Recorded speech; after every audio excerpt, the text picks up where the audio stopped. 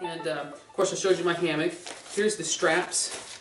This is the hammock straps. These I'm sure you've seen a plethora of. I mean, they're all over Amazon, and they just, I think what they do is I think they just come off the manufacturing line and they just stick different names to them. So I'm sure you've seen them before, but they have all the extra little loops. You can kind of see by the big gaps that are in there. You can see by the big gaps in there that they have all the different adjustments, a lot of different loops and stuff. And it's neat because I wanted to make sure that when I got these, that I got the ones that were triple stitched. Here you can see on this one loop here that you can see that it's triple stitched in here, which I thought was pretty neat. Now a little bit later I may talk about like the gear hanger that I was inspired to make by another YouTuber. But one thing I did note was that I've seen, not a lot of people, but I've seen people use these as a gear hanger because they're fairly long. I don't know if these were 12 foot that I got, 8 foot or 12 foot, but it seems like I got the longer ones. But they'll string these up like this, see, and then they'll put little carabiners on each one of these loops, and there's their gear hanger. So that's a pretty cool idea. I don't think I'll use it for that. I did make my own, and I'll show you that here in a minute. Okay, so I've kind of got the sleeping system shown. Very basic, very beginner, but I believe very functional. And that's what I'm going after to start these things off like this. So now what about my fire starting?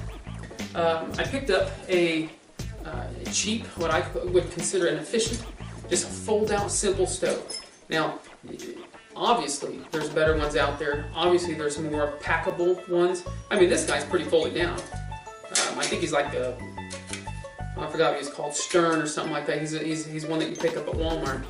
But again, just starting out, I don't see the reason to get some of these expensive ones to go out and find out maybe you're not very good at the sport or don't even like it or whatever. But anyways, this guy just kind of folds up, pretty slick-like.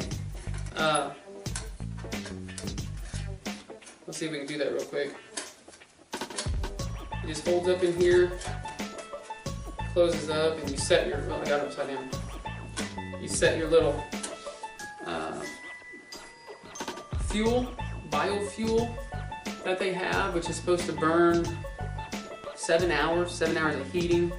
And you set that guy in there, just lower that down, stick that bad boy in there, close it up, you're good to go. So it says you're only supposed to use the fuel part of it, but as you can tell by the color, I was using some wood in it. And why not? It's made of metal, right? I mean, you can see where it's black and it's made of metal. You know, again, the more versatile something is, the more uses I can get out of it, the more flexible it is, and the more I like it. I'm not folding this up at all right, am I? Put this down. There we go. There's the stove.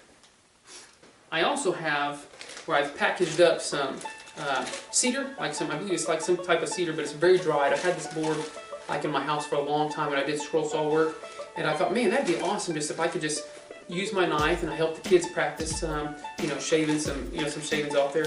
I could really make some good use of this. And also the other day, see, I didn't think any birch trees were around my house, but apparently they were. But there were, but when we went out and did some hiking the other day, so I actually came upon one where I saw the limb and never saw a tree. But I was able to harvest a little bit and kind of have it wrapped up there. And actually got to test when I got home, started up, lit up just fine. It was pretty neat. It was awesome, in fact, because I didn't think we even had those trees around where I live here in the middle part of Missouri. So anyways, I got a few of these to kind of get the fire started. Honestly, if I don't have to use this, I think that'd be better. I think that if I can go out there, harvest my own stuff right off the bat, trim it up, and get the fire started as if I didn't have a backup, that'd be awesome. That's my main goal. Also, I have my fire kit. This will be stored in my 5-liter bag because, and it's going to be sitting between my legs in the kayak because should I tip over or anything like that, I certainly want this accessible to me very fast. So, for obvious reasons. But what I have in there, actually have a Altoids can to where I have made, I don't know if you can see that or not. You'll probably fall right out. I actually made me some char cloth sitting in there. And a couple pieces to get me going. Again, if I don't have to use something like this to get going, Well, this wouldn't be too bad. This wouldn't be too bad. But if I didn't have to use it, and it was just used again for my emergency fire kit, we're in good shape. I also have, I think this is a Gerber fire steel, the ferrocerium rods, and as you can tell, well, you may not be able to, but I've used it quite a bit. Those from Sparks. I don't really care what the brand name is again. If it produces for me, well, then it produces. And this actually throws off some pretty darn... I better not do that. Anyways, it throws off some pretty good sparks. I'm going to catch my gloves on fire. I like my gloves. I'm going to show you them here in a minute too. Now it's smoky. So we got that going. A spare ferrocerium rod. I actually bought these long ones online, probably on Amazon or something like that, and then scrolled out some wood, some little holes in here to put it landed in, but gives you something to really hang on to it with. Pretty neat, but it's a backup. Folded up paper towel just to kind of rip apart if I need to. Zippo lighter, pretty neat. Windproof supposedly, and good lighters. I actually have a 10 power, I believe it's a 10 power magnifying glass, in case you know, for whatever reason, I don't know, need to create a spark tinder using the sun. Well, what's the likelihood of that with what I'm doing? Slim. It really is slim. But it's there. And even if you want to play with it when you go out there and see if you can start one, well, you have it. And of course, I just have some Zippo fluid in there. So, I think most of the things that I need for my fire kit are in here. I may be missing something, or there may be some better options. But I did forget that my wife actually the other day bought, so that's part of my straps. My wife the other day bought some wet fire.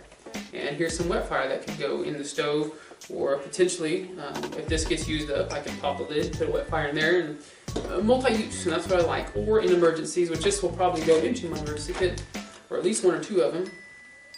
That would be great. That would be great.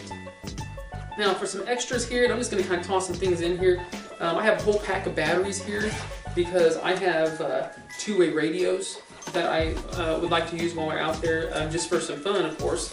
But it's pretty neat if my wife goes to get some, you know, some tinder or some firewood, you know, over here somewhere, and which this has happened already, and I've been over there somewhere, and we want to let somebody know, hey, there's a bunch of good firewood here. Why don't you come over and help me, you know, carry it stuff? Then we can communicate pretty easily. But batteries.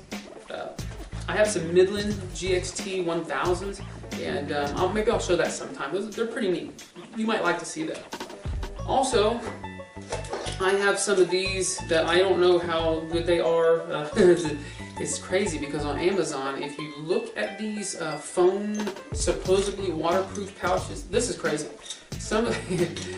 Most of the reviews on it are what I call bunk reviews, fake reviews. And that's when they send these to people and say here, and then people say, well, I was given this product for free or a discounted rate for my honest review. You've never seen a negative honest review, or at least I haven't. But anyways, so we got a pair of these. I did not test my phone in it. I do not plan on testing my phone in it.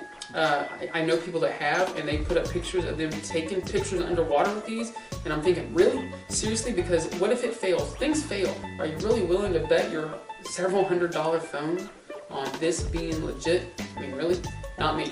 So anyways, the reason I have them then is in the event I go overboard, I have my cell phone with me. Hopefully it does what it says, or hopefully I can get it out of the water before it completely allows a ton of water in. Maybe most phones nowadays have like splash proof. If you don't submerge them, they can handle some water hit. And so I'm trying to kind of double cover that. So these may be handy, pretty neat. I've seen some other people wear them.